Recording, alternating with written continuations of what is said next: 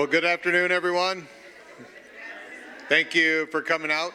I know that obviously the cold that the Weather Channel has freaked everybody out about has probably affected who's here, but the important thing is that you're here. So thank you for coming out. And just so everyone in here is clear, everything that we're doing in this church today is legal. I am publicly excited about the opportunity of promoting candidates into our government that I believe have a heart for our nation, but then even more so that they have a commitment to the kingdom of God. And some of you have already even been asked, actually a couple of times already, about, is this okay? Can you be a church and do it? Yes. Even with the Johnson Amendment, if it would have been in place, it would have violated the First Amendment of the Constitution. And some of you know me, that I've actually sued the government over the violation of the First Amendment, and they cannot do that. So I want all of you that have churches that you're associated with to make sure you communicate to your church leaders that it is absolutely right and legal, lawful, for us to do these kind of things in this facility. Because we need to have, the church has lost ground on influencing culture. And one of the greatest influencers to culture is politics. Whether we like it or not, whether you appreciate it or not, it is a reality, is that the folks that are making the laws in our nation are hugely affecting the culture that we are all being subjected to at this time, which is why I'm super excited about the folks that are in the room today that are going to be addressing you. And so before we do all that, let's baptize today in prayer. Father, thank you so much for the opportunity to firstly live in the freest and greatest nation that I believe that was ever formed on this planet.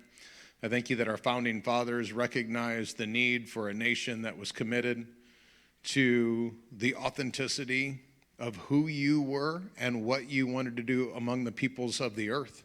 And in so doing, even in our founding documents, they have committed this nation to your care and to your sovereign control.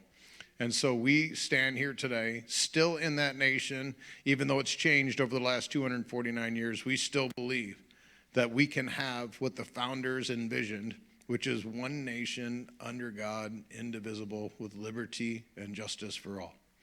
And so, Jesus, we declare that you are King in America. There is no king but Christ. But we also recognize that you have given authority on this earth, delegated authority to humanity. And so because of it, our human institutions of government and education and the business world, all of these places have influence. And we want to rightly take our influence that you have given us and affect change in our world and our nation. So thank you for giving us that opportunity, Lord Jesus, and we commit this time and all of these people to your care in the name of Jesus Christ. Amen. Well, first I want to invite my friend, and those of you that are part of Beloved Church know I don't use that term very often, but Andrew is my friend, and Andrew is our state senator. I probably would not be as engaged in politics if he wouldn't have dragged me kicking and screaming into some places that he's wanted me to do. I don't know what you feel about the term conservative. Some people think it's a bad word. Some people think it's a good word. But Andrew, in my estimation, is probably one of the most conservative and has maintained his conservative values of anybody I've ever dealt with in politics. I've been here in Illinois back in Illinois for 14 years. My wife and I went to high school together in Forreston. And so we were not high school sweethearts because she didn't want nothing to do with me in high school. But, it's amazing what you can do after a few years of chipping away. So I finally got her.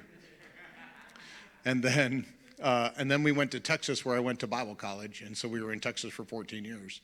And about 14 years ago, we moved back. In fact, on December 19th, 14 years ago, is the day that we made landfall back in Illinois after driving through a blizzard in St. Louis. So Governor Bailey had to drive through some dicey weather in Champaign, and so I feel you, sir. Thank you. And when I came here, I kind of wanted to leave the political stuff in Texas, because I worked with a bunch of local candidates and some congressional stuff in Texas, because I was a Rush baby. Any Rush babies? Well, look at that. We made our own conservative party without Rush Limbaugh. And so I was involved in politics in Texas. And so when I came back, I was just like, you know what, I'm just going to do church and leave all that to the people that want to have more misery than I do. And I got engaged. I was asked to start praying at the Freeport City Council meetings. And so I went over there and prayed for him and prayed at him. And some of you might know what that means. And Andrew basically sought me out, and he wanted me to be a part of what we were doing here local. And so he recruited me to be on the Republican Central Committee, which I've been on there now for 10 years. And I served at his behest. He has been the chairman of our local party this entire time. He went from alderman to state rep to now state senator. And the reason that I'm touting him the way that I am is because most people, when they go downstate to the capital, if you send someone to D.C., they change. You send someone to Austin from Texas, they change. You send someone to Springfield from Freeport, they change. Andrew hasn't changed. If there's anything I can say about Andrew that would be, that would rightly define the kind of character that you want to have in your representative, it's that he was not changed by Springfield. He has brought our values there, and he's still, to this day, he's under some pressure right now. Last week he said the way we fix the housing problem in Illinois is to have all of the illegal immigrants deported.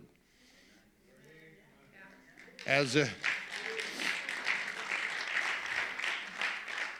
if this is some irrational idea. Illegal people are living in the houses that we need to live in. We should probably not let them do that.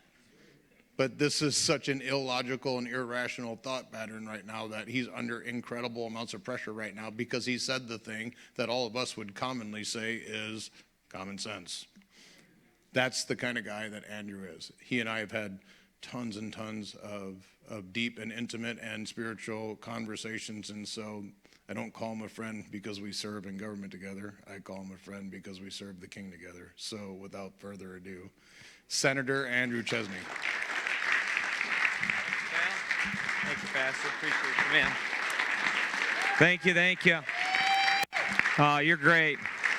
Absolutely awesome. Did I lose you? Can you hear me? Thank you, Pastor. I really appreciate it. You know, when I made that comment, it was in Rockford, and the reporter came racing over to me. He said, Senator Chesney, he said, did you really say what I thought you said, that the way to solve the housing crisis is to deport illegal immigrants? And I almost had to well, yeah, of course I said that. That just makes sense. He couldn't believe it. But when it's tested in common sense world, which is the majority of America, not the mainstream liberal media, it actually totally makes sense. It's only liberal elites on the East and West Coast and maybe J.B. Pritzker's clan that want us to believe that those that snuck into our country illegally should be able to take the resources that we've all worked for and earned, right? Either directly or indirectly. They want us they want to almost normalize the abnormal. Right? Now, what's unique about Steve, Darren, and I is we've all done a few things that have led to some controversy, right? During COVID, Steve has sued the governor and has also stood up to members of our own party when they wanted to closed down our churches but kept open our pot stores and our strip clubs, and Steve correctly said, well, wait a minute, that doesn't sound right. Darren had no problem suing the governor all the time. I mean, he was always suing somebody and creating good trouble in Springfield. And I can tell you that there is a very small group of people in the state of Illinois that will campaign and vote the same way. Very small. And the reason great groups like this pop up is when you generally see a disconnect to the way people vote and the way that they campaign. See, once they get down to Springfield, they get into D.C., they get into an executive office, they don't always match. They come into a church, they come into a community, they do their local town hall, and you're like, these are great people, they're great family people.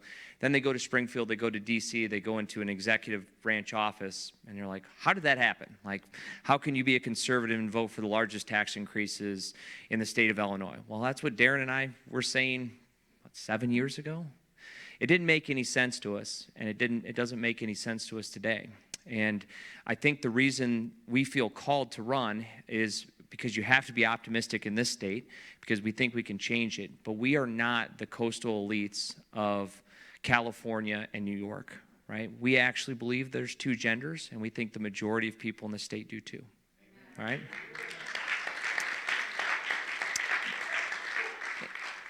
We also believe that men should be in men's sports and out of women's sports. And if you take a look at what the left has done, they've never targeted the adults. Do you know who they target? They go after our kids. That's right. And so even in very conservative areas, you'll see drag shows. Like our congressional representation in the Freeport area is Eric Sorensen. He thought it was appropriate to dress up like a woman and present himself to kids. That's an Illinois congressman sitting right now. He takes more pictures of food than he will ever lower a tax. Dead serious, right?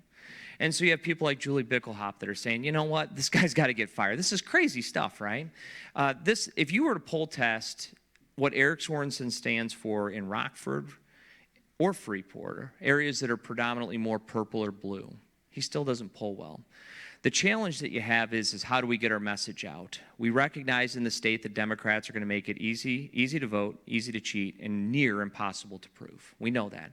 So what does the rules of engagement look like in Illinois are different than the rules of engagement look like in Iowa, for example. So we have to be really good. We almost have to be perfect the way we vote, because if we're not, the Democrats are going to make it up as they historically do in the city of Chicago and the surrounding areas. So when you take a look at great groups like this is where it starts, and this is how we win, right? We don't win by putting a bunch of stuff in your mailboxes. We're not going to win by making a gazillion telephone calls telling all the same conservatives to vote. We have to win by getting people that historically don't vote in off-year elections to vote. If everybody that votes for Donald Trump votes for Darren Bailey, he's our next governor. The math shows it, right? We have to get over 2 million votes. That simple. It is low propensity. It's low propensity Republicans. People that believe what we believe, think what we think, are frustrated with the same gas taxes that were passed, the same ideological bends that were put forward by J.B. Pritzker. If we can just get those folks to fire him, Darren Bailey will be our next governor, right?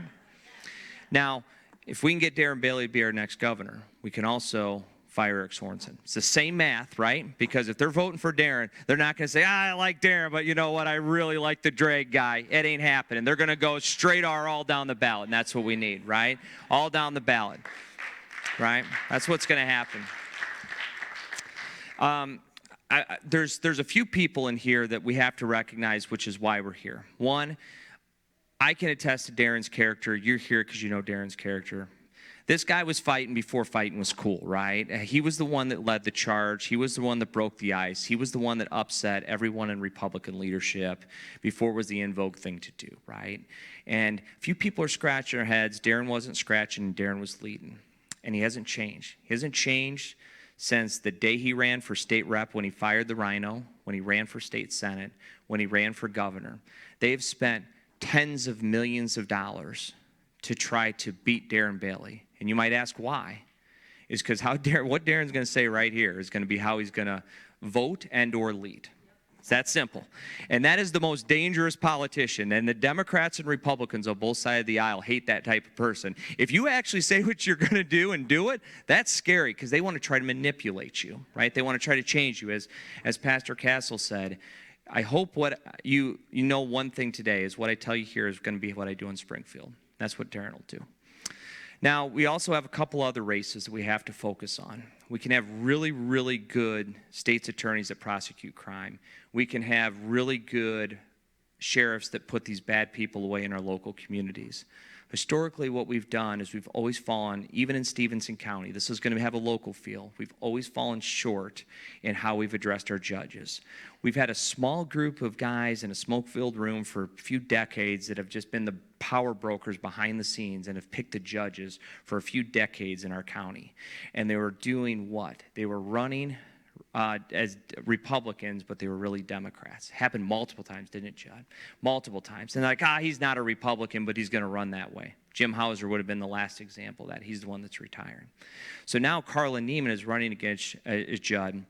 And the Republican Party locally is doing so well that they can't even win as Democrats. They got to run as Republicans. But we can't let them be the phonies that they are, right? And so we need really good judges like Judd Thruman to be elected. These are so critical because they set the temperature in those courtrooms. You can do all the great things at the state level. You can do all the great things at the local level. But the judge has that final say. And we need to send conservative judges that share our values. Okay, so we need your help locally in Stevenson County. We got to flush out the Carla Neiman sign that we see just to the right of us. You know, she is no more of a Republican than Pastor is a Democrat, right? It just ain't happening, right? And then the third race that we have to focus on is that congressional seat, right? We have such a narrow window to fire. We have such a narrow window to keep the majority and keep the House and the Senate. And a lot of that is going to have to do with winning the Congressional 17 and congressional districts like Congressional 17. Now, Julie Bickelhaupt, she represents our values. I know she does. You're also going to hear a name, Dylan Vansel. I think he's good too. I have a little bit of a preference here, but I'll let you guys decide. Here's what I will tell you, is that Julie is a conservative. I know that for a fact.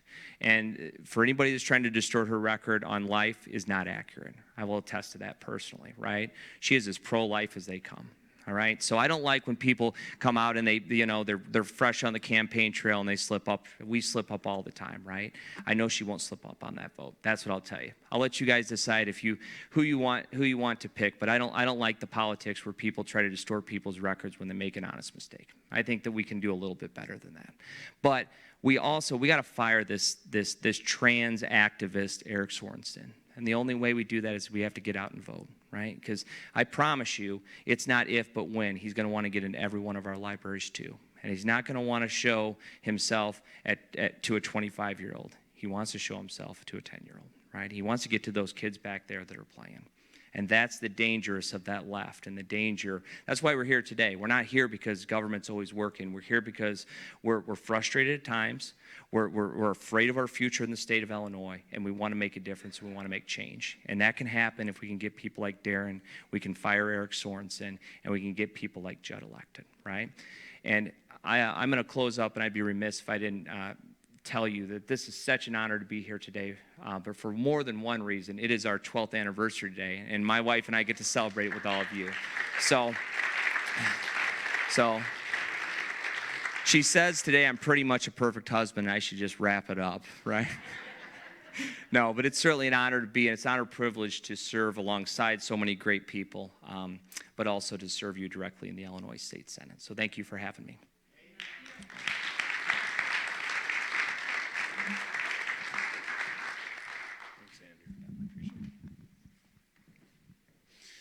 So that was a good setup for our next guest, which is the soon-to-be Judge Judd. I just love how that sounds. Man, it's like a superhero. I'm Judge Judd. And for those of you that paid attention, what Andrew just mentioned is there's a Carla Neiman sign in our neighbor's house. We have been in this building for 11 years. That gal has never once, ever put a political sign of any kind up since we've been here. And the next Sunday that I got to church after we announced that we were doing this is when that sign went up. And like Andrew had mentioned, she is probably one of the most left people in our region. She's masculine. She is pro all of the things that we are anti, and she is anti all the things that we are pro. And she has pulled a Democrat ballot since she has been in the region consecutively ever since she's been here. And then when we had an opening for judge, she magically in the middle of the night turned into a Republican. The things that you hate about politics is that. And if it's for no other reason than to not allow things like that to happen in our region, I am asking you to fully, without restraint, support Judge Judd to be our next judge. Now I'm going to talk from a personal level. When everybody was discussing who we wanted to vet and approach about becoming the next judge, they all knew more than me, so they made that decision. And then the sheriff called me and he said, "Steve, we really believe that Judd's our guy. Do you know him?" I said, "Nope, never had a conversation with him ever." He said, "Well, we will not endorse him until we get your endorsement." I said, "Well, don't wait, because we need to do this. If you believe in him and Andrew believes in him, then I am going to support him so you can go ahead and launch him." So they did, with the promise that Judd would sit down with me. So a couple weeks later, I was in Texas when this happened. A couple weeks later, I came back from ministering, and Judd reached out to me, and we got connected. And we were supposed to have an hour meeting that I was 20 minutes late for because I was doing pastor stuff. And he was very, very patient, waiting for me at the Christian coffee house. And so I came in and I apologized to him, and he's obviously a very successful person on his own right. He's going to take a pay cut to do what he's being asked to do by all of you. And so this isn't because he needs more money or needs more notoriety. He's doing this for the purpose that he believes he was created for. And so I met him. I'm like, "I'm Steve." He's, "I'm Judd." So I'm like, "All right, who are you?" And I drilled him. It's what we do. We're vetting. So I vetted. And 2 hours later, we were both in tears in our prayer because of the Spirit of God being resident in that room as we were ministering to one another. And I walked away from that meeting knowing that we not only needed, but we had to have Judd as the next judge in our region. And so I want you to hear what I believe in. So, Judd, will you please come up and address all of our friends?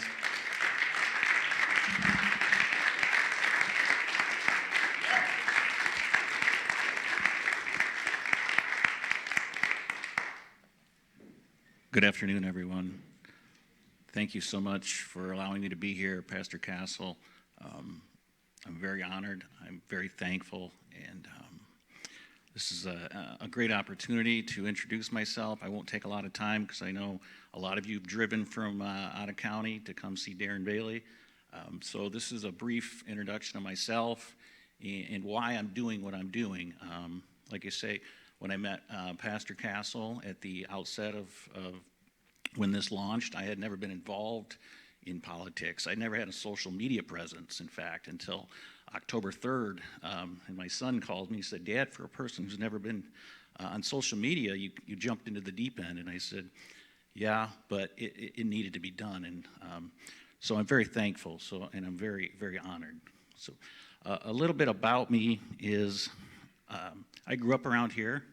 I live 10 miles northeast of here. I've been married 23 years to my beautiful wife. And as my practice, kind of like Pastor Castle alluded to, is extremely busy. It's 6 days a week, and often Sunday afternoons, Sunday evenings. My wife's been extremely supportive, and I'm very blessed. And we've raised 2 children. great kids, 18 and 21, both in college, both doing well. That's been a challenge, but, logistically, we have one in Platteville and one down in Kentucky. So our daughter's in Kentucky, so that's the hardest part for mom. So she spends a lot of time on Life 360. Yeah, I wake up in the morning sometimes and she's on there, where was our daughter? But she's a great girl. She has a lot of our values that we've tried to instill in her growing up. Doesn't drink, doesn't party. She's very good. She has her challenges, but she's a great girl. So, like I say, we live 10 miles northeast of here. I'm blessed. My folks live down the road from me. They've been married 56 years as of December. I'm one of 3 siblings. They all live in the area. My sister lives. She's lived on a farm up in Browntown. Her husband just died from a heart attack this past year at age 50. So she's having some challenges. So that's been a kind of a rough year too for that. But so this is something like Pastor Castle said. He drilled me. He really did, and it kind of stripped me down and said, "Why do you really want to do this?" And I told him, I said, I've been very blessed. I've had a very supporting wife. She's taken the brunt of raising the kids. I don't think I ever missed a sporting event. I don't think I ever missed a recital or anything like that. But at the end of the day, she was responsible for everything. So I'm very thankful, and you know that. So why am I doing this? Well, I practiced law for 26 years, built a successful practice. Been very honored to work with the gentleman I worked with. They, they're a little left of center, but we never kind of let that get in the way. We put our heads down. We worked hard. But like I alluded to, there was always sort of an emptiness in all of that. No matter how successful we were, and the thing about my job, the best part was the thank yous that I always received from my clients. It wasn't necessarily the praise that you might receive as, oh, you're an attorney or something. It was always the thankful in the lives that I was able to touch. And one of the things that it was a hard decision to actually go this route. I mean, I spent a lot of mornings, my wife knows this, getting out of bed, walking, praying. Is this the right decision? Is this the right decision? And now people come up to me and they're like, I'm not going to vote for you because I don't want to lose you as my attorney. And I'm like, that, as odd as that sounds, it means a lot to me to know that I've impacted those folks' life that. But this is the right decision. Why is that? It's because I love this community, despite the high taxes. I do love this community. And I believe truly that a healthy community needs strong families. It needs respect for the law. And it needs safe communities. And those 3 things go hand in hand. They really do. And the court system is responsible for ensuring a lot of those 3 things so that we do have healthy communities. Unfortunately, people find them in a court, they're looking for accountability. They're looking for resolution. It's usually at a time in their lives that's very stressful and economically very stressful. And I've seen this firsthand, how people get so dismayed with the justice system, so to speak. They feel like they're not being heard, that their cases are dragging on. You've taken a household, you split it in two incomes. It's very stressful. And the one thing I think is important is that these decisions that are made impacts not only the people that stand before the judges right before the judge that day, but impacts the lives of their children, their parents, and generations. And this impacts, again, you can't have a healthy community unless you have a system where people feel like they're being heard, they're being treated fairly, no matter what their bank account, no matter what they do or don't do. So there's really a need for it. And so at the end of the day, I truly believe my experience, the people that have entrusted me over the 26 years, I do a lot of estate planning, so people come to me and want to make sure that everything they worked hard for gets to where it needs to be. It's been a real honor, and I feel like this is truly what I was put here to do, and and I appreciate the time today. And again, thank you so much. It's an honor to be here.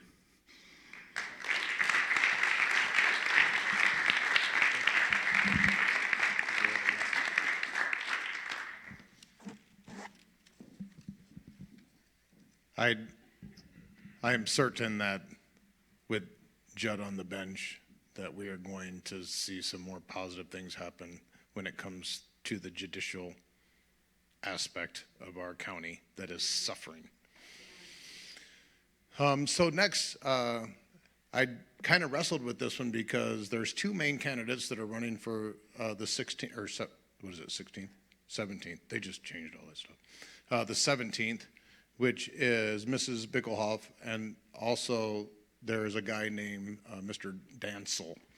And I was actually kind of thinking, like, I don't want to really invite either of them because I don't want to have both of them up here kind of like fighting for it. So, but then I was like, obviously this is a really important race. And so I decided that I needed to decide.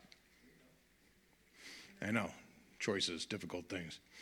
And at the beginning of the time, I actually was leaning towards Mr. Dansel. Just, I was a businessman, he's a businessman, I had a lot of that going on. And then Julie came to our Republican Central Committeeman meeting and settled it for me. So I can tell you that I personally am endorsing Julie for the congressional seat that we need to take away from the groomer. And one of the reasons that I made that decision is because while she was in the meeting, I asked her some difficult questions, and she didn't shy away from them. And like what Andrew had mentioned, there had been some hullabaloo over some comments that she had made about her pro-life position, which I had to also research, because if I was going to be a one-issue voter, guess what that issue is? Guess what all 230 people at Beloved Church have as one issue? It is pro-life. We are probably the most pro-life church in the region, and so I was concerned. Now, to be fair, my concern came from Thomas DeVore, who is also, I hate to say it, he's a friend of mine too. I mean, I hate to say it because he's pretty contentious. I don't think he likes anybody, except Darren.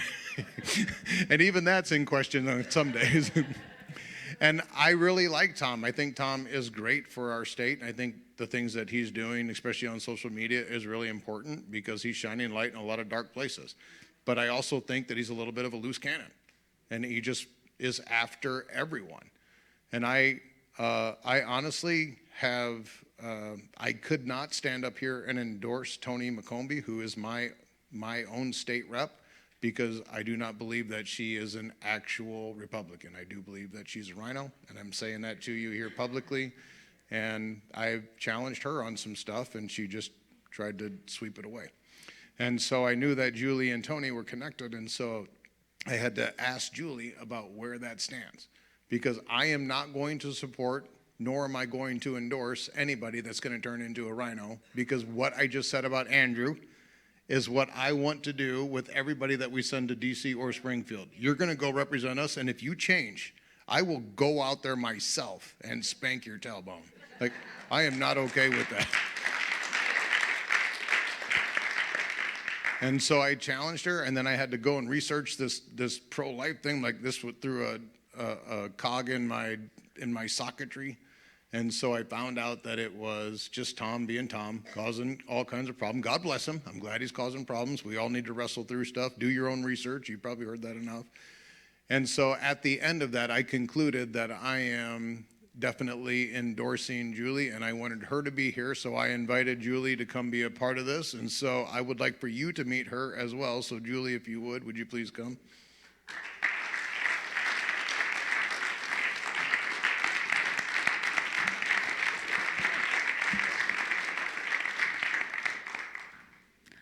Well, I do appreciate that for you clearing that up, because that was something that I was, obviously, as we spoke, I misspoke. I said the wrong words, and that's the only thing that was shared. I continued on with the answer saying how I was pro-life and that act of abortion was wrong, and yet I was attacked. So anyway, I appreciate that and clearing that up. But I'm going to just start from the beginning. Julie Bickelhaupt. I live in Mount Carroll, so Carroll County. I'm a seventh-generation farmer. I actually grew up in Bond County. We were just discussing here with Darren, down his way. I grew up on a farm, the youngest of 3 girls. Always said I was the boy my dad didn't have because I got to do everything. So when I came up here and after I had spent some time working some jobs here and there, we decided with the kids, it was better for me to be able to be flexible. So we picked up more acres. We bought more acres. My husband's insurance agent, so we're business owners as well. I handle the books on that as also in the payroll, so we've had that experience. But it would be best that I could raise our kids, take care of our kids, and I grew up in a tractor. Why couldn't they? So we chose to do that, and in that, I do about 80-20 of the farming, and my husband does 80-20 of the insurance, and that's just kind of how we handle things. With that being said, the other thing is, once again, I'm a mother. So it was important to me to be there for my kids, which led us also to a point of my platform, which I'll get to later, but school choices. And it was important for me to be there for my kids, to share in that, to form their thoughts and their ideas. So that was an opportunity. And also, I've got 2 boys headed back that want to farm. So in doing that, in raising them that way, now I have an opportunity to serve in another way. Before I served as the organizer of the ball program. I was in charge of the whole county program. I coached teams. So that's how I served earlier. And as they got older, I had that opportunity to get on the Central Committee, serve on county board, and I am currently our county board chair in Carroll County. Through that, seeing the disconnect between federal government, state government, right down to the county, I was really concerned. I was concerned that this small area, the county level, the city levels, they were getting ignored and forgotten about, and there wasn't a lot of sense being made on the trickle down.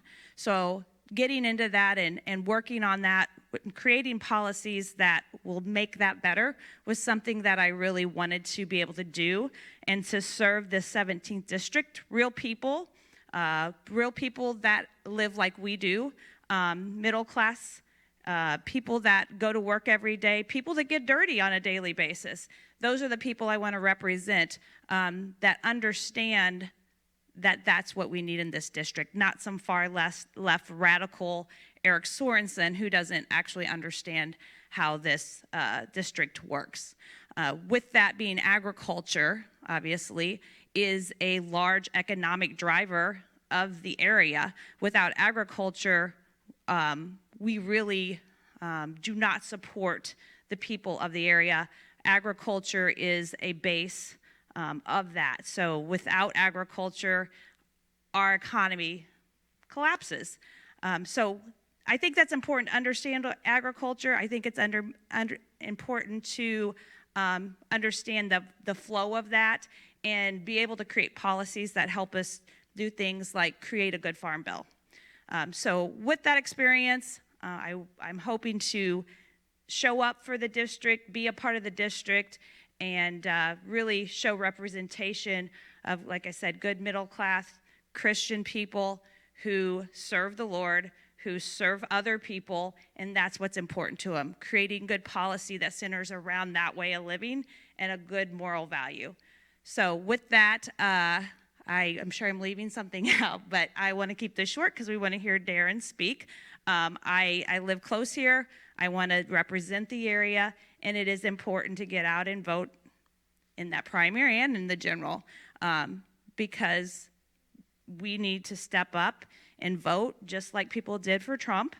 Without those votes, we're missing people who maybe don't vote all the time. And that is a definite push, no matter how we look at what race. Voting is your right. Voting is given to you as a way to protect your liberties. So you need to really get out and do it. Share that with your neighbors, make sure you remind them because they forget to. So thank you for everything. If you have questions, please feel free to ask me. I'm available here this afternoon, and whenever these guys can get you a hold of me too if you have questions. So thank you very much.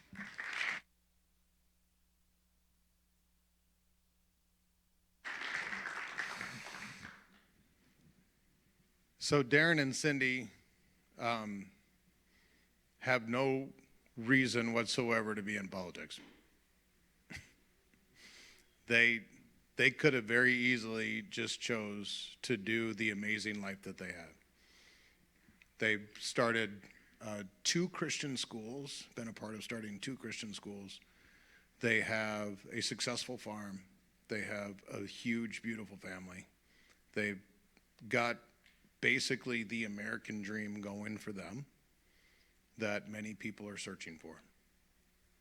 They did not have to do anything. Darren was on the school board and was also the president of the school board for like 17 years.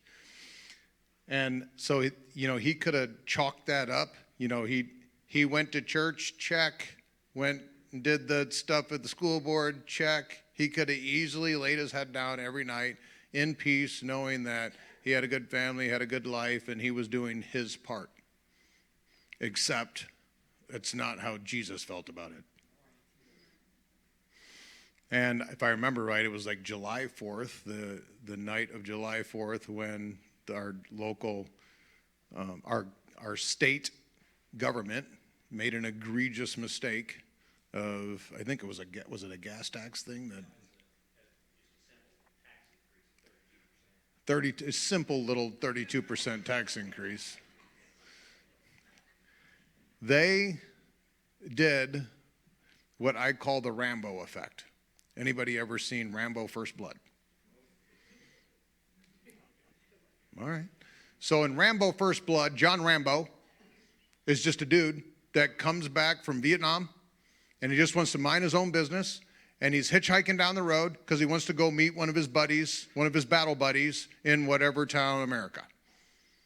And some local cop, some tyrant, oppressive local cop, decides to hassle John Rambo, do all kinds of tyrannical, evil, wicked, within the limits of the law things to John Rambo, throw him in jail, and they turn John Rambo from a guy just going to meet his buddy, just wanting to do life, mind his own business, they turn John Rambo into First Blood, and he kills everybody. And I'm not saying Darren's trying to kill anybody. But in a way, Darren was just minding his own business, taking care of his farm, taking care of his family, just minding his local school board. And they decided that they wanted to go and put a fire in his steam engine. And he went and became state rep by the margins weren't even close. And then he became state senator. Margins weren't even close again. And then he ran for governor because he's like, if I'm going to do something about this state, that is the office that you need to hold if you're going to do something about this state. And so we supported him right away. You, all of the beloved people in this room, you have an intimate connection to Darren and Cindy, not only because they've been here before, but because the reason that I even know Darren is because when we were both being thrashed for suing the government in the pandemic, we ended up meeting together, and then we became battle buddies.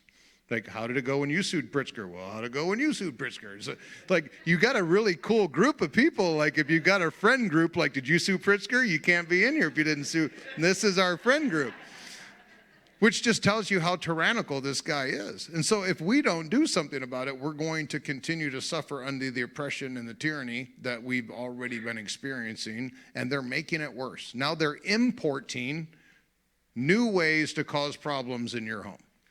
As if we didn't have enough, we're going to import them from other countries to cause problems in our world.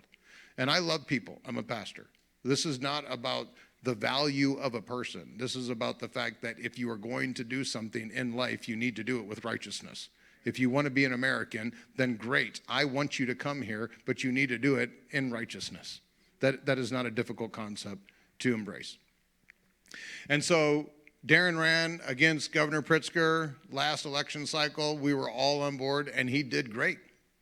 He just didn't do enough. He didn't get over the line.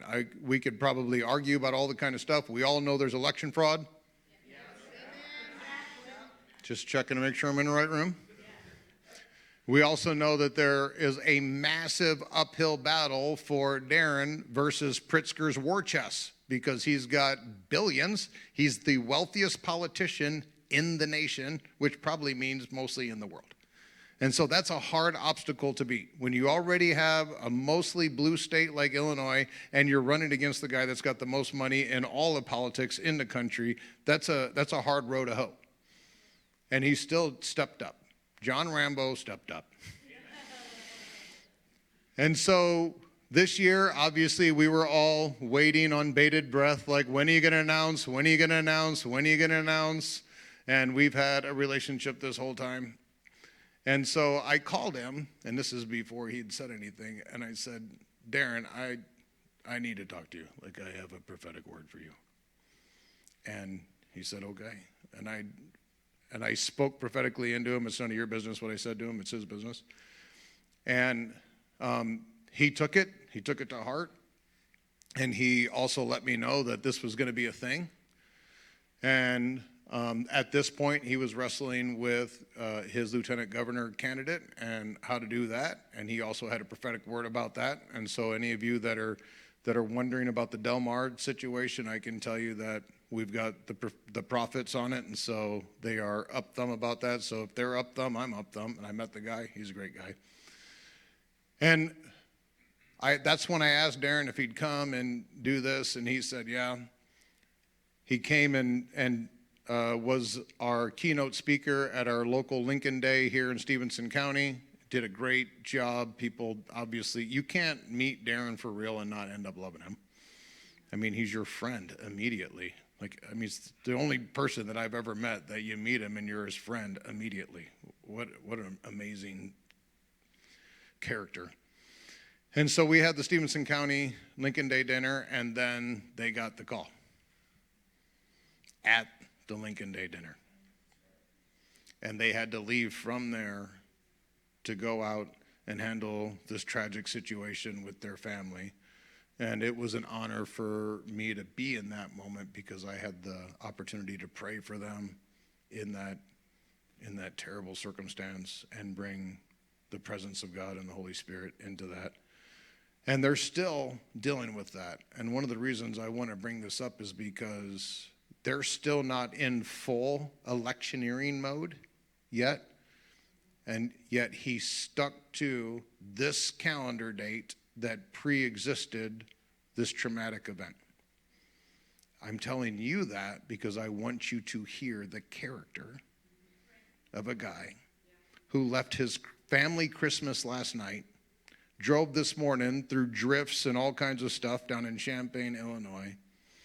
After a few weeks of this tragic family event, so he could keep his word and be in this building at 2 o'clock today. None of you know a politician like that.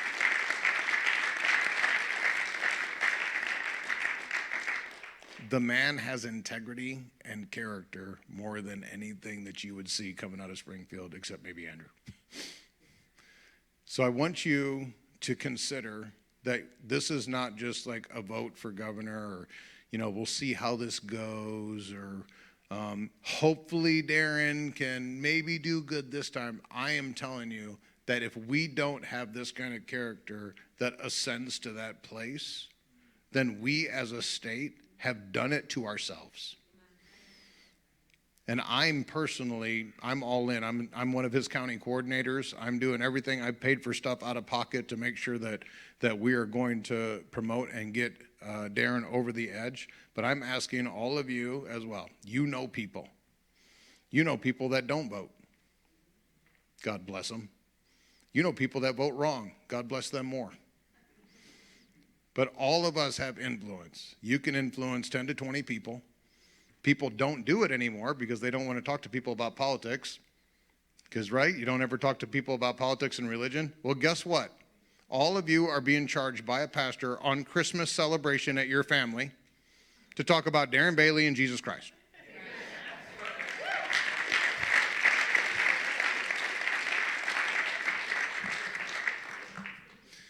And so I would love for you all to meet my friends, Darren and Cindy. Every time I've ever been with them, they've always been together, which I think is so amazing. Even my wife isn't here. She pastors with me. So Darren, if you please welcome my friend Darren Bailey.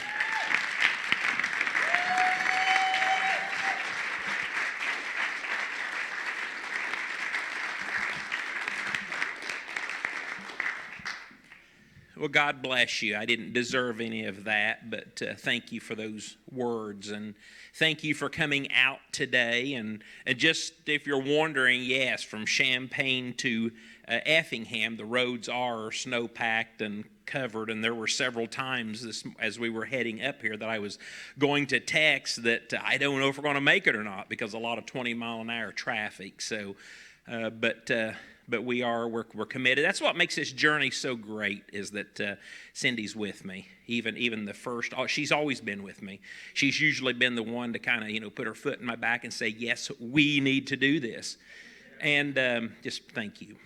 Happy anniversary to you guys. And I love how you shared the partnership of marriage because we're not whole on our own. And the best elected officials must have somebody there to have your back and to help prop you up. I'll never forget when I was selected to serve as elder in our church many years ago. We came in and sat in the meeting after I was first selected and approved by the people. And as we sat in that meeting, the other older gentleman said, now, there's going to be some things here that you can't take home to your wife. And I said right then and there, I said, well, if that's the case, then I don't need to be here.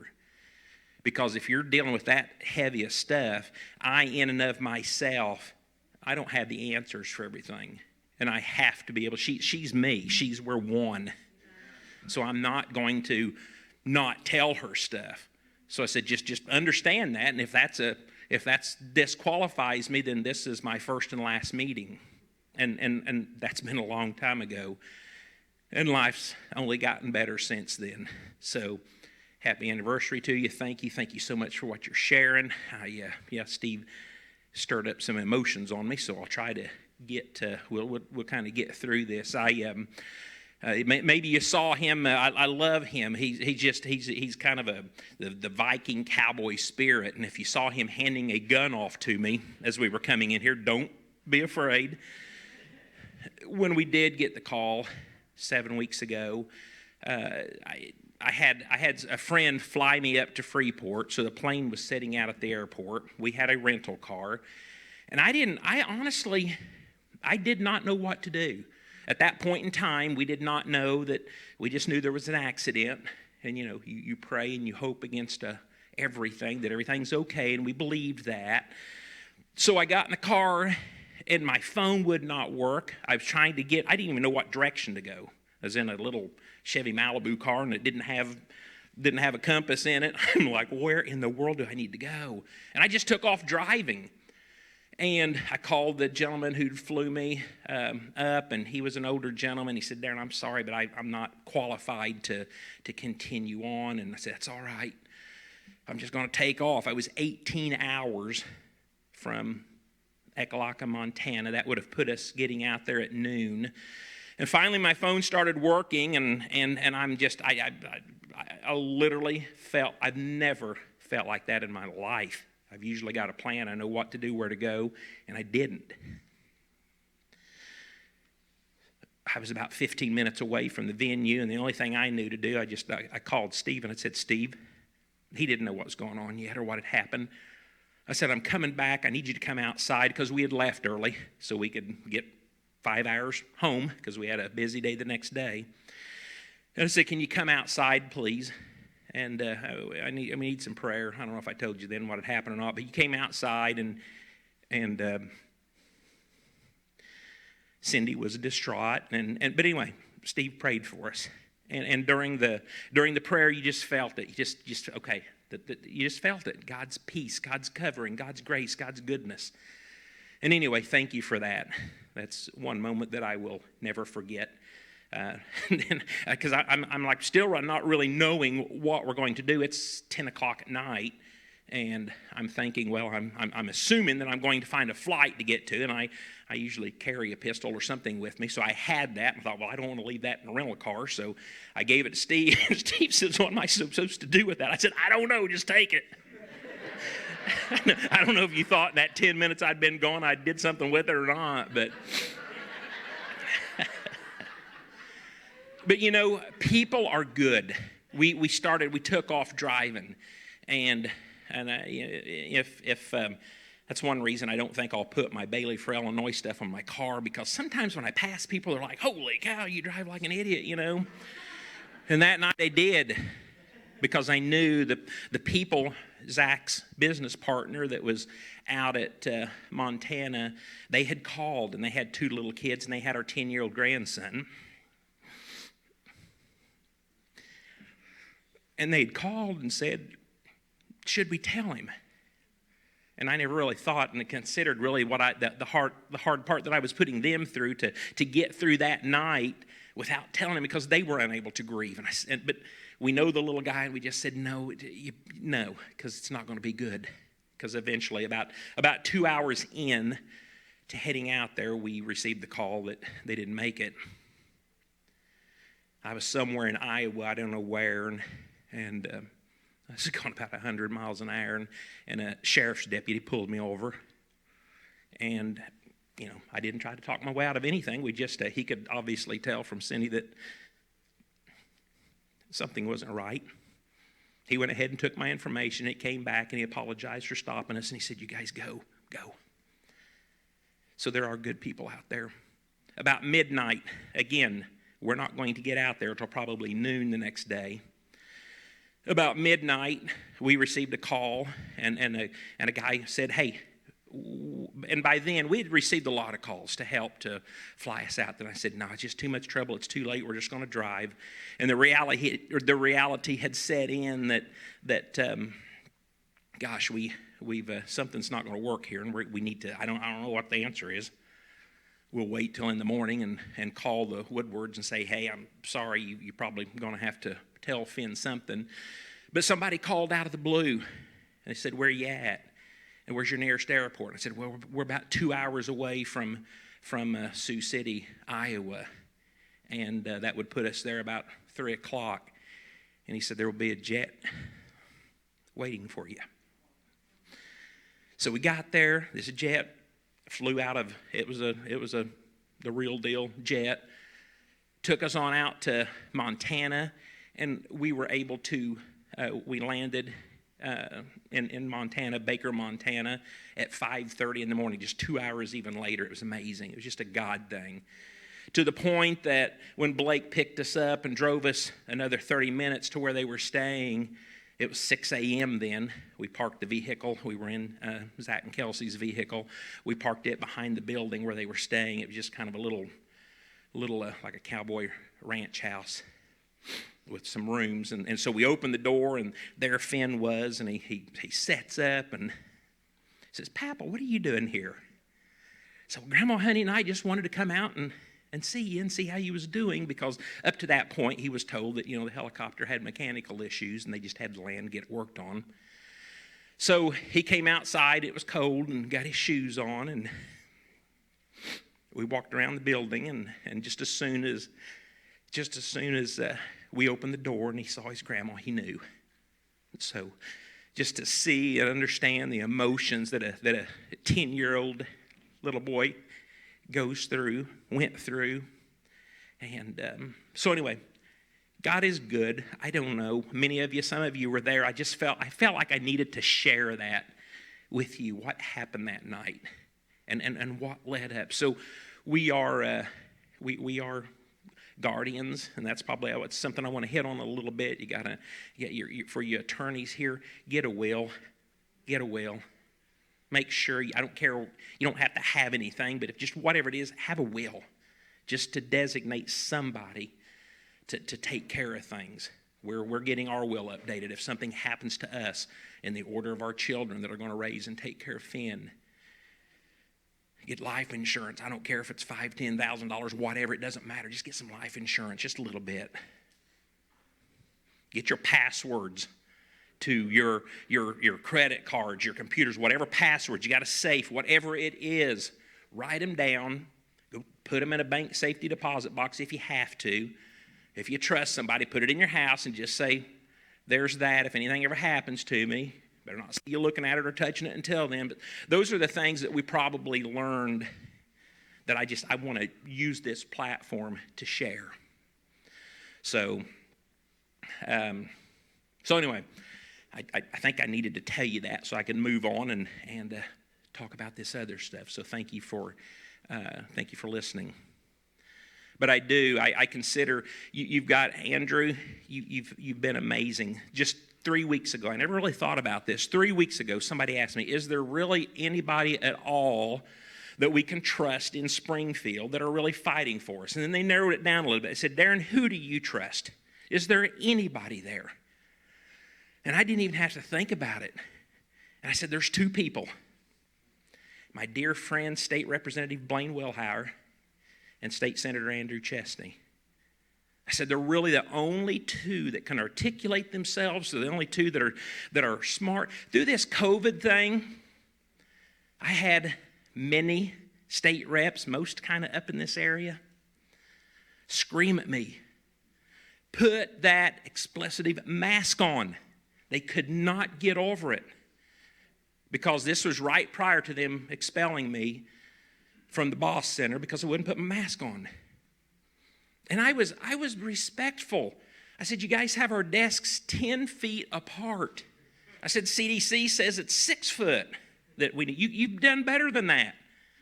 I said, I'm not going to sit here for 18 hours and accomplish nothing and sit there and exhale my own CO2. I'm not going to do it because this is nuts. But if someone comes over to my desk, if I get up and go to the restroom, if I get up and go there and get something to drink, I'll put my mask on. But while I'm sitting here, I'm not going to do it.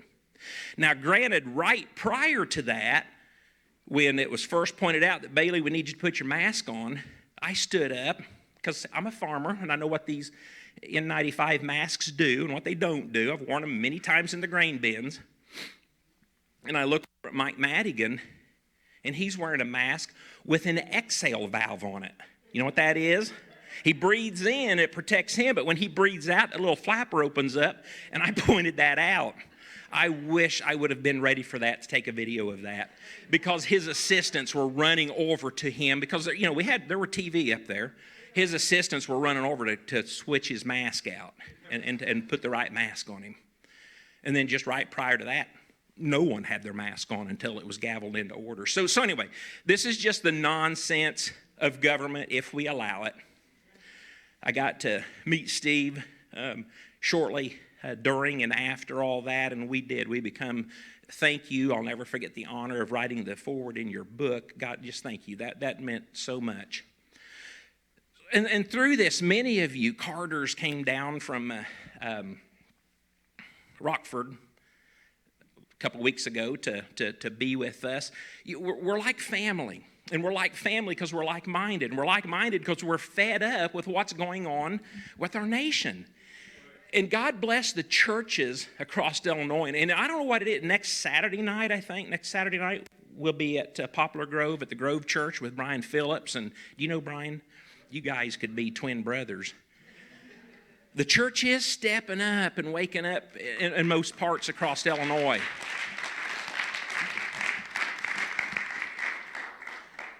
And that's what we need. That's what we must have, because I do believe we're a Christian nation. We're read our Constitution and the Declaration of Independence. If you don't believe that, go on back and continue to reading all the other articles up to the Mayflower Compact, and you'll see that this is based on the Word of God. That's the foundation. And look how far we've traveled from that. And the question is, what do we have to do to get back to that? Well, you must start electing and supporting, as he said, solid people who are going to do what they say, who are going to say what they do, and they're just going to carry through with it. Because I have seen it. I've got good friends that got elected with me that I've supported since then, and when that lobbyist comes by with that checkbook, because what do most people start thinking of the moment they're elected? How do I get reelected? And if you've got money, that makes everything better. And that's how it happens. Lobbyists will come along. Hey, listen, I need a little bit of help with this. You help us out, we're going to pad your pocketbook. You don't ever have to worry about anything. And that's exactly what my state rep was told in 2017. I was not planning on being here doing any of this. I had Facebook so I could watch my children. I had 300 Facebook friends at the time. And we were in Florida because Cindy's birthday is July 4th. And I saw what was taking place. I was not, it just popped up. And I'm like, 32% tax increase. And I just started sharing it. Because that's what we do, right? We complain on Facebook, and that's the American way, and then we're done our duty, and we go back. But people began to call me out after they started understanding over the next 2 weeks of what was going on. And I kid you not, I thought my intent was to serve 10 years, I believe in term limits, and go back home. I'd tell my grandkids, yeah, I fought for you one day. Let's go to Springfield, and I'll show you around. But then COVID hit. I saw the weakness of the most elected officials, and I saw the strength of the ones who would stand up and do something. And my state senator stepped down. Because interestingly enough, I think he might have seen the writing on the wall. He was the sole senator that supported that tax increase too.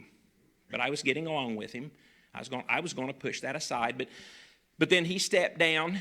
Cindy and I went out, wasn't looking for another position, another step. We were looking for someone to take his place that thought like us. And that's when the people of the other representative district came and said, we want you to be our senator. So we prayed about it, we fasted about it, and we did.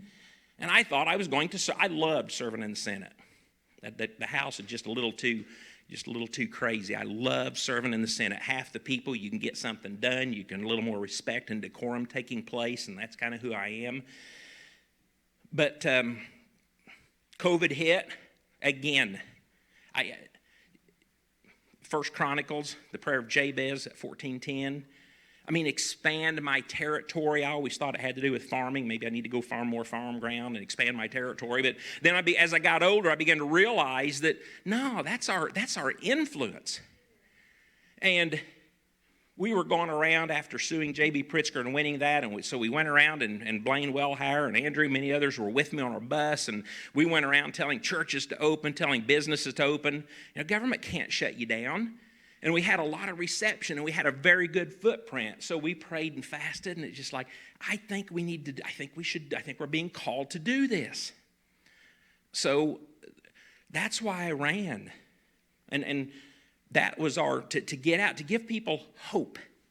To give people hope. That's what all this is about. And I did. I found out we made mistakes.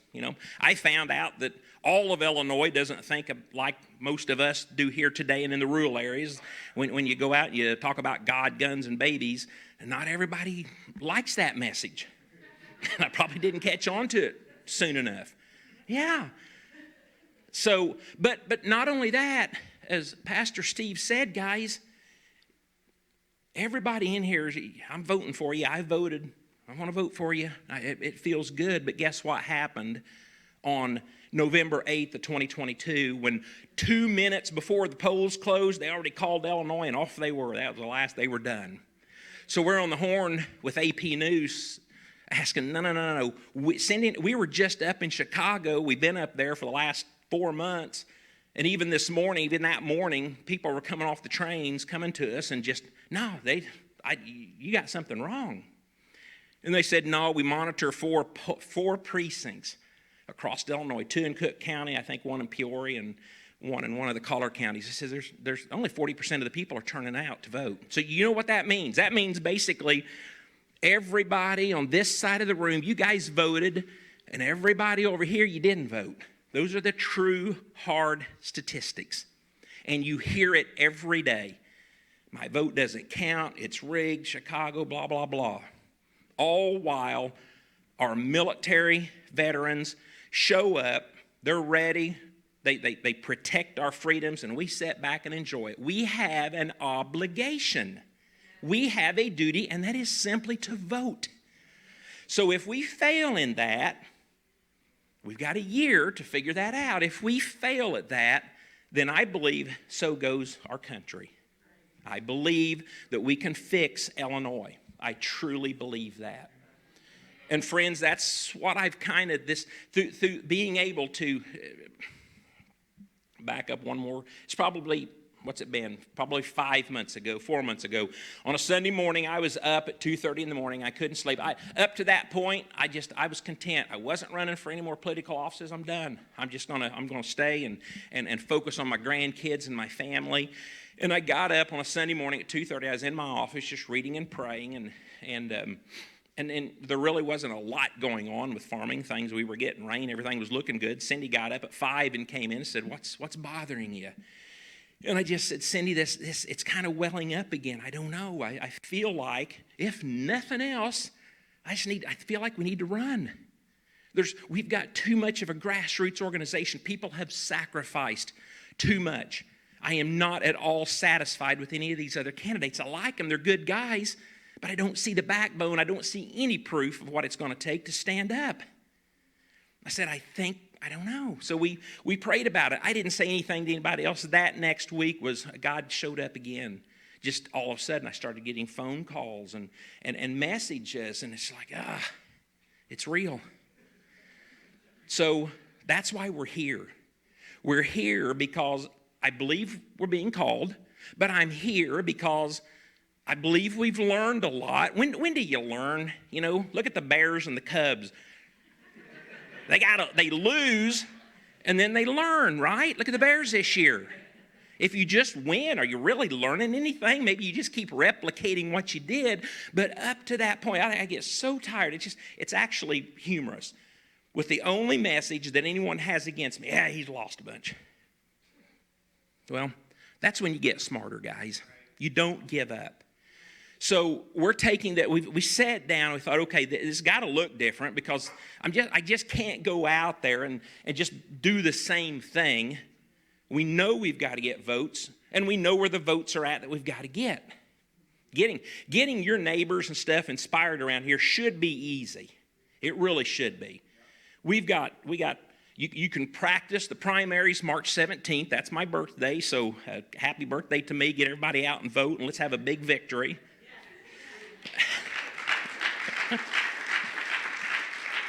But then on forward into November, 45 days before the actual date is that, we have early voting.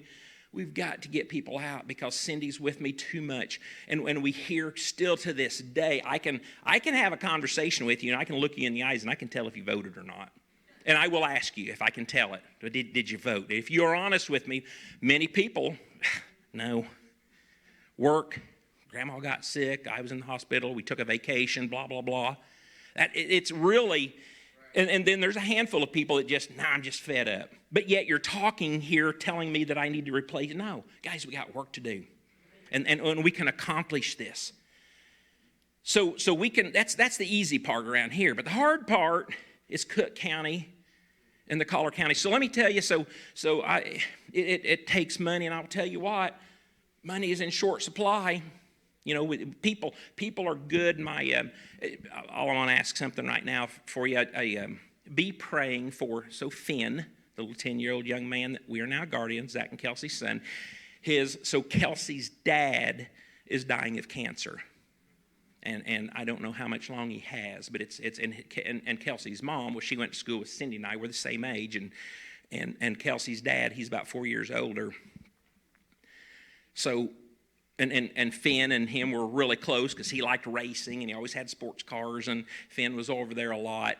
But last night in little old Louisville, a town of 1,200 people, Clay County, a county of 14,000, they had a benefit for him, and they raised over $40,000. So people are, people are good. But then when people look at running for office, they're just like, I don't know. It's not tax deductible, and too many people have squandered. I get it. I totally understand it.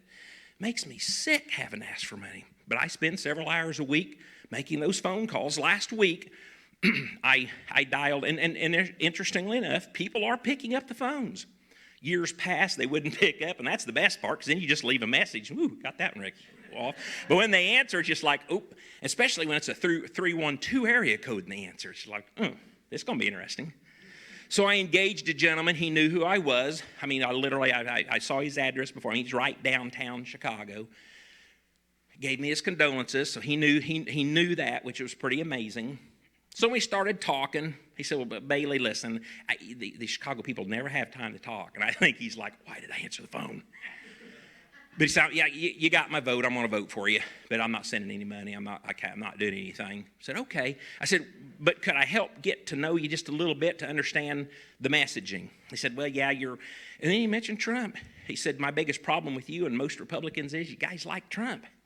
And the way he said it, if he wouldn't have told me what he already said, that he was going to vote for me, I'd kind of thought, whoops, this isn't going to happen. But he said, we can't stand, just can't stand it. The man's just too whatever. You've heard it all the time. But then we continued talking. I said, and he mentioned being pro-life. He said, you got to cut that out. That's not working. People aren't going to vote for you. I said, okay, so, what do we have in common? And it's so sad that 4 years ago, whether it was life or whatever, people wouldn't, that a lot of people will back up on that. But guess what's happened in 3 years? Everybody's pocketbook's been hit. People want to hang on to that dollar. So he grabbed onto that. We talked about the affordability. We talked about how high taxes were. And I said, you realize a governor can have a serious impact through executive order and through other things on backing off property taxes. And the way we do that is we work within our budget. And we make schools promise that they won't keep raising taxes on you. He said, well, where's that money going to come from? And I told him, I said, well, when I first ran for office in 2018, the state budget was $32 billion, and today it's $56. And what do we have to show for that? And just, a few weeks ago in Springfield, somewhere or another, they found $1.5 billion to help the mass transit in Chicago, and somehow prior to that they found $2.5 billion to give everybody who is here illegally free insurance, free education, free housing, free food. That's just two little things we know about. So I said, it's there. Somebody's just got to find it and have the backbone enough to do something about it. Because sure, people are going to be irritated when you start pulling money back, but people are also not able to continue to refinance their homes through their property taxes. It's not going to work. Safety. And he did, downtown Chicago. He just stopped and he said, nah, he said, everything's fine where I'm at. It's fine in Chicago. I said, you guys, you're lacking 1,600 police officers. I said, every Monday morning, tomorrow morning, do a search, deaths in Chicago. Every weekend. Actually, last Monday was the first time this year there was 1 death and 4 shootings. Labor Day weekend, 13 deaths, 56 shootings. And J.B. Pritzker wants to continue to tell us that it's safety's okay, it's getting better. No, it's not. Education, by the state's own standards, we are not teaching our children how to read, write, and do math at grade level. That's Illinois State Board of Education's own numbers. To the tune of most rural schools, literally 70% of the children who are graduating cannot read, write, and do math at grade level. That's terrible. That's embarrassing. That's our future. So how do we deal with that? Well, a governor gets in with the help of the legislator and just starts knocking things down and building it up. How does a Republican governor do that? Well, last time we had a Republican governor, unfortunately, he went to war against Mike Madigan. He went to war against the Union, and then we found out he really wasn't a Republican, right? Well, and I think Andrew, he's here, he can attest to some of this. Although that we don't necessarily get along, we have respect for the other side of the aisle. So I could tell you some stories, and maybe one of these days we'll put it in another book of some of the cool conversations and the way we worked on with bills with people that you would not think that I would stand in the same room with. But it happens, and it's good, and they have respect for us. So if we can get a Republican governor elected, and if we can do what President Trump is doing, and then we can message to the people, I think that's why I'm here, because I've been able to effectively do that and tell them this can be better, this can be done, this is how we're going to do it, but you need to get a hold of your state rep, your state senator, and you need to have a conversation with them. Most people have no idea who their state representative and their state senators are. Most people don't have a clue who their county board representative is, who their school board members are. We need the judges. Probably the most important lacking that we have in election process is not knowing and understanding who your judges are and having any understanding whatsoever about how they've been voting. So, friends, I lay out a case before you. You know who I am. I probably told you more than I should have. I really wasn't going to replicate any of that, but this is where I wanted to go, and I wanted to share with you, yes, we've got a different means than we had. We got a different game plan. We've had some wonderful interviews in Cook County and Chicago. I'm hearing back from a lot of people, residents there, that I would never have heard from before. We got an uphill battle, but I'm here to tell you, I would not be here today if I didn't think this could be done. And I'm telling you, Cindy and I believe it can. 4 years ago, when we talked to people about Illinois, yeah, you're from Illinois. We're going to get, remember all the money they spent to get the Supreme Court justice that backfired in Wisconsin at the last cycle? And then, that's basically, we're going to get the rest of the nation fixed, and then we'll come back to California, Illinois, and New Jersey. But everything's changed. Pritzker has dug that hole. President Trump's put a magnifying glass on him. People now know that Illinois, the heartland of the nation, is probably crucial to get straightened out if our country is going to be straightened out. So, listen, God bless you. Thank you for allowing me to be here. I don't know what you want, if you want questions and answers, if anybody has any questions, so I'll give the mic back, and thank you so much for your time. Please continue to pray, and anybody wants to, people, I need signs, I need this, I need that, tell them to go to baileyforillinois.com and engage, get connected with us, and I look forward to visiting with you.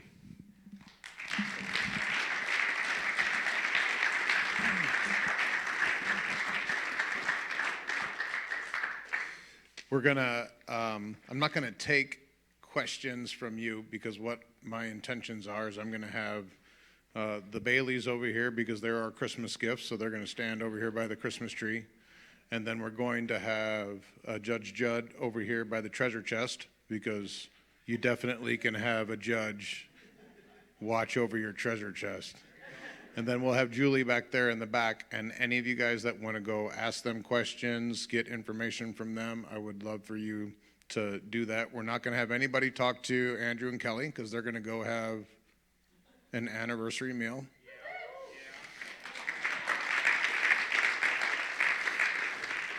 So somebody in here needs to hand them $100 and tell them to go have a good meal, and they'll be able to buy appetizers, because it's Illinois. Real quick, I would like to have Madison Downs stand up and show everybody how amazing you are. Madison is just about to finish her bachelor's degree in political science.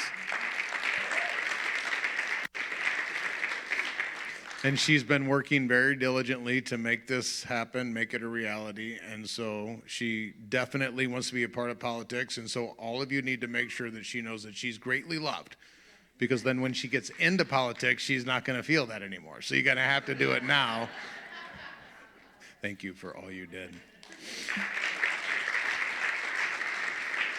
And then also I want to thank you, all the beloved folks. We got audio, video people, and we had greeters and ushers that are doing stuff. So thank you so much for being so good to what we're trying to accomplish. Also on the table back there, that if you just go through the archway on the left, we have a table set up. We have a bunch of Bailey signs that were given to us by Linda Johnson. So Linda Johnson is the regional coordinator for Bailey's campaign. She's also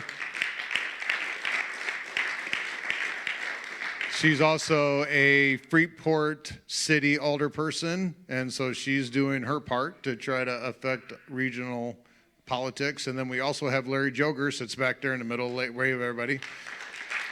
Larry is a Stevenson County board member, and so he's fighting hard too, and both of them are extremely conservative, almost as conservative as me, just so you know.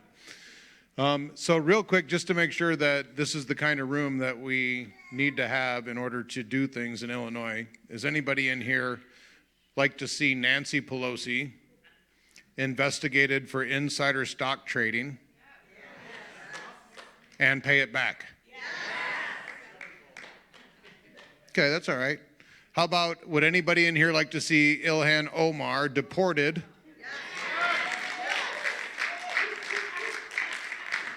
along with her husband brother? I think it's the right room. Would anybody like to see Epstein's client list and everybody on that arrested for sex trafficking and maybe castrated? How about Dr. Fauci tried for crimes against humanity? All right. I like this group. How about Joseph Robinette Biden and his auto pen take a cognitive test? I bet you the auto pen does a better score. Would anybody like to see all of the J6ers? Some of you don't know this. I was a J6er. I was in Washington, D.C. on January 6th. I watched a bus pull up with Antifa people in it. Me and Pastor Brian Phillips went to D.C. on January 6th, and we watched the bus pull up with the Antifa people get off of it and go cause the problems. We watched it with our own eyes. I've had 2 different visits from the FBI because I was a J6er. Would anybody like to see the J6ers receive compensation and public justice? Yes. Does anybody in here want to see all the things that Doge has done actually go past the 6 months that Doge was doing stuff? So you want to have all the people that are stealing our money legally pay that back? Do you want to see any of them prosecuted or persecuted for what they did? Man, this might be the right room. Would anybody like to see Barack Hussein Obama required to stand on national TV with his original birth certificate? I like this room.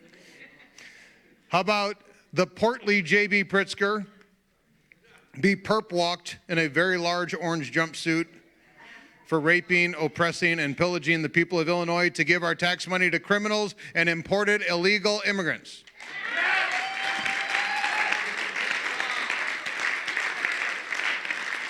All right, so if you're one of those crazy people, your clapping will not get any of those things fixed.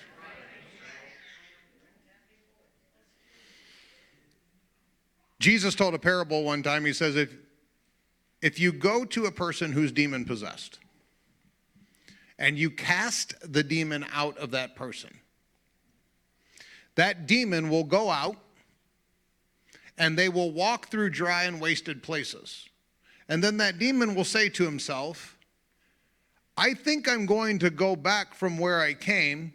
And he goes and finds the house that he came from swept clean and ready for occupation.